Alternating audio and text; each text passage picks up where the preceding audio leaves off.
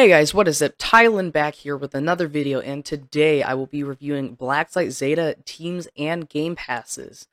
Recently this game became popular because a big YouTuber played it, and I've been playing it since it was a rather small game, player count-wise. So, I have all the teams unlocked, I have almost all the game passes, and yeah, I'm going to give you guys some insight. Before we begin, make sure to like, subscribe, comment, anything helps. Thank you very much. Let's begin. Alright, so here we are, and starting out, I'm going to do technical staff. I've literally never played technical staff. I don't think. Like, I've never played this one. So, we're really starting out with a good one here. I do know that technical staff can fix. So, basically, HF, Hostile Forces, can shoot these power sector management stuff, and then they can, just cause chaos. And technicians can fix that. They can fix the doors that are broken by HF. They can fix the turrets that are broken. They can also deliver crates to restock vendors, such as like the armor vendors and stuff like that. Technician, pretty useful, but I never play Technician. Next up is Facility Security. These are the ones that are kind of treated like crap. It's because they're the lowest ranks. Normally you get a bunch of Watchmen and Cadets. Recently, actually, they lowered the XP requirement. So I'm Chief of Security. When last time I had played, I was one down from that. Chief Security Officer, sorry, is, I believe, max, and I was one down from that, but like I said, they reduced the XP requirements, so, as Chief Security Officer, you get an M16A2, a USP, along with Scanner, Cuffs, and Adrenaline Surge. I do not know what that does. It does that, okay. I'm guessing that helps you with healing. The way the Scanner works is that you hold it up by a, patient, and it'll scan their inventory and see what they have. The community, at least back before the game became popular, the community always ragged on the scanner. They hated it. And, yeah. I can kind of see why. Next up, we have the facility... no, let's go in order. So, from Facility Security, you unlock the Specialized Response Squad, aka SRS. So, I'm also max rank on this because the XP requirements changed. So I'm Squad Leader. I believe that is max. I was a Major beforehand. So as Squad Leader, you get a G36C along with an M9 Beretta, Cuffs, and a Scanner. SRS are pretty stacked on armor. They're the Specialized Response Squad. They get called out to, the big jobs, and, where you're fighting a lot of hostile forces, and just, they get called out to dangerous situations, essentially. Next up, we have the medical staff. So, I'm going to skip off of the combatant tree for now, and I'm gonna go to the medical tree. So I am Doctor. I was not Doctor until, again, the XP requirements. Basically, whenever that came out, where they changed the XP requirements, everyone here hates medical staff. They're stupid. Sorry, I have to say, right? They can have a useful role, but 9 times out of 10, all they do is stand in front of HF to heal them in order to complete the quest. At least back whenever that was like the only quest. Basically, that's the main thing. They just stand in front of people that they're trying to shoot, and it ticks everyone off, even the people being shot at. So, but yeah, all they do is heal, and apparently they can authorize, I'm guessing for roleplay reasons, to do stuff such as run checks, mental wellness checks, stuff like that. Next up, we have the Zeta Labs staff.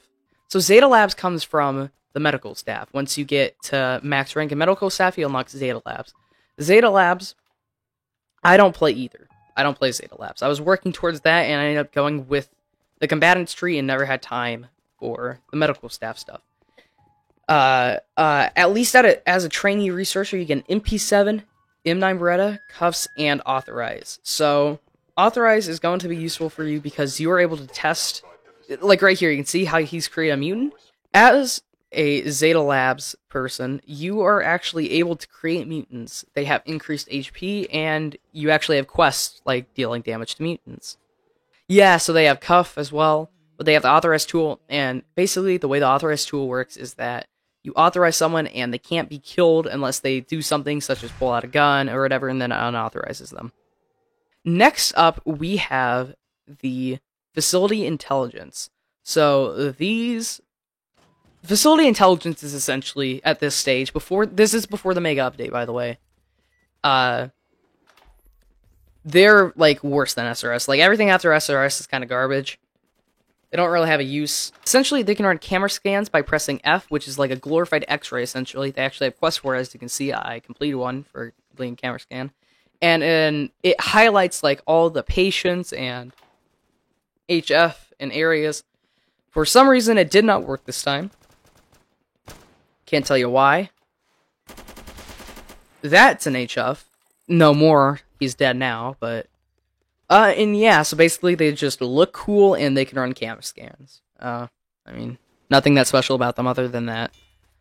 Next up, you have Facility Administration. So, the Administration is basically a downgrade of Facility Intelligence. All you get, really, is to brag that you're part of Facility Administration. So, you get a USP, MP5, and cuffs. And you get a title saying you're an administrator or whatever. I mean, that's about it. You get a cool suit, people respect you. Nice for roleplay reasons, unless, of course, some people don't roleplay. I don't know why they wouldn't, but sometimes they just don't. And that's whenever it becomes sucky. So, next up, while I'm waiting for Facility Director to open up, we have Hostile Forces. So, I was actually Alpha Team, again, before the XP requirements changed. But as Division Leader, you get the HK-416, the USP, and the Stealth Equipment. So, this team is actually a bit more interesting than other teams because of the way that you enter the facility. Other teams, you spawn in the facility. This one, you have to enter. So, you have this way, which is through a vent. We're just going to go this direction for now. So, as you can see, there's a little opening here, and you hop through, and you're in. The other way, there's like several other vent ways. So, there's one where you slide down a rope, and then you're in the vent shaft, and there's other exit points such as the cafeteria or patient housing. So you have turrets and stuff like you can see here, and you can actually shoot them. And I'm getting shot, and I'm dead because I had to reload or as it shot me. Essentially, you can destroy turrets, you can destroy doors. Your main goal is just to help the patient housing out and cause a bunch of chaos. I was trying to say the vans, basically with this, so not detonate, cooldown not active. So let's go ahead and do this now, actually. So as you can see, we've rolled up to the the facility. You have the turrets there. That's for if someone buys the missile, and then it'll shoot them down. At some point approaching the facility, everyone will be alerted that HF are outside the facility. You can come over here, you can place this explosive, and once you're actually inside, what you can do is you can destroy the door over here, and that way people don't have to wait for the cooldown. Other HF don't have to wait for the cooldown. Instead, they can just waltz on in. Oh yeah, I think doors sometimes break on their own, like you can see right there. I think that literally just broke on its own. Division 8 members have been spotted outside the facility. Combative personnel respond. Alright, I guess it's giving us giving them the warning now. So, I'm in the facility. The HK is a really nice gun, honestly. I'm going to attempt to assassinate the facility director real quick, so that way then I can go ahead and choose the facility director role. I doubt it's going to happen, but I can certainly try. Hey, director! Ah, oh. Wait. Director, where's director? Join. Yes, I'm the director now. Alright, so next up is the director. So, as you can see, I'm the director. You get a golden revolver along with cuffs and a tablet. So, director is like the highest, RP-wise and just overall. The Game Pass is like 2,000 Robux. I got it on sale for 1,000. Very nice deal. However, still don't recommend it because... So, first of all, alright, I'm actually going to stay in here while I talk about this so I don't die to enemy forces. But, so firstly, if you die as director, as you saw, then you actually lose the position and someone else can take it over. And second of all, there's actually a limit to how many people can be director. Now, you might be wondering, well, hey Tylen, isn't there a limit for every team? Well, yes, there's a limit for every team, but the issue is that if you get the limit bypass Game Pass like I have, it does not work on facility directors. So, 99% of the time, FD is taken, so it just isn't worth it. Like, you might rarely get to play as FD, like I just did, if you get lucky, but then you'll end up getting assassinated anyways, unless, of course, you play super careful and paranoid, and that's no fun way to play the game. So, FD is not worth it, but you get golden revolver and cuffs, like I said, and then you get a tablet where you can actually monitor all the entrances and turrets, and miscellaneous, which is coming soon. So, the gates. If it's a green dot, it means that the gates are open and they're functional. If it's a red dot, it means that they are broken. If it's like an orange dot, it means that the gates are closed but functional. With turrets, essentially the same thing. Green means they're on, orange means they're off, and red means that they are broken. FD's golden revolver, it's okay. I'll go ahead and try to, I don't know, just fight HF head on in patience. Yeah, see, it's powerful, but it's like one shot at a time. You know, it's slow like that, so it's gonna be hard to really kill anyone. You have to be pretty skillful. Alright, now I need to do a Game Pass review, so I'm just gonna go ahead and join the facility administration. So starting off, we have the Hostile Forces Game Pass. This one is 650 Robux, not on sale. This Game Pass is worth it, in my opinion. You get to play as a whole new team with a bunch of different ranks. It's the only team besides the Patients that, you know, like, oppose the facility, and you get pretty armored. I believe now as Patients, you can do some sort of escape or something to become HF. Either that's been recommended, and they're looking into it, but yeah, no, Hostile Forces is definitely worth it, in my opinion, for the price. Unless, of course, you don't play the game that often, then maybe not. Next up is Facility Director, which off sale, I got it on sale, but off sale is $2,175. Even with it on sale, it is still not worth it, in my opinion. And just the cons greatly outweigh the pros. You get a golden revolver, you get respect, you get cuffs, and you get the ability to manage turrets, entrances, and miscellaneous. However, that is not worth 2,175 Robux whenever it comes to the fact that Limit Bypass does not work on it.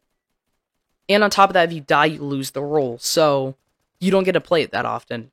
If you got to play it a lot, maybe it'd be worth half the price, but you don't, so... Next up is VIP. The VIP Game Pass is 950 Robux.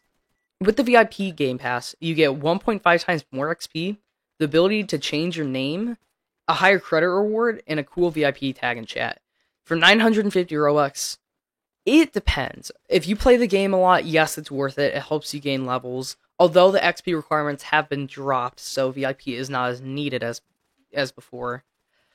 The name thing could be useful if the whole server hates you and then you just change your username and don't type in chat. I don't know if it shows up in chat. I've never used it, but if the whole server hates you, maybe that's a useful thing, so that way they don't know who you are. The VIP tag, not really important. I mean, you know, you have like the veteran tag for the veteran players, which, by the way, I would have, but I ended up finding the game like 3 days after it went free. But that, like, veteran tag is cool, but because it shows that you've been playing since the early stages. But VIP anyone can get. It just isn't worth the 950 price tag if you don't play often, and maybe it's worth it if you play some. It just depends on your perspective and how much time you have. Next up is the Limit Bypass. This one is 100% worth it, just right off the bat. Teams are constantly full, at least back whenever I play, whenever there are only like 50 people playing consistently. Constantly, facility security was full, SRS sometimes was full, facility administration was always full. So, Limit Bypass is 100% worth it for the 525 Robux Game Pass. If you have that to chill out, I would recommend it. Next up is the Emote Pack. This one, I mean, if you play a lot, yes, it's worth it, I'd say. But it's, like, purely cosmetic. Like, even if you play a lot, I'd only recommend it if you just have spare Robux. That you have nothing to spend on absolutely at all. The different emotes are /edance1. This one is the most commonly used. Then you have /edance2.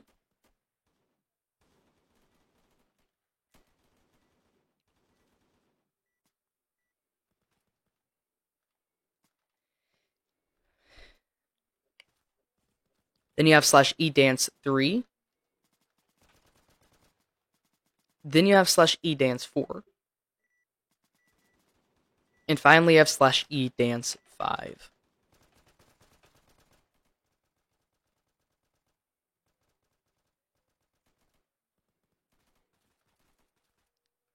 Again, only worth it if you have spare Robux, even if you play a lot. Finally is the passive income. I actually don't own this Game Pass. However, it is becoming more and more irrelevant. So the only reason why I would have gotten it, which I ended up not getting it, but the only reason why I would have, if I was going to, the only reason why I would get it is because different roles like administrator, different teams like facility administration and facility intelligence didn't have any quests. Like, you can see no quests available, more will be added in the future. That'd be the only reason why I get it, because purchasing it, the Game Pass description states, by purchasing this, you get access to a passive income of 500 XP and 500 credits for every 10 minutes of in-game playtime.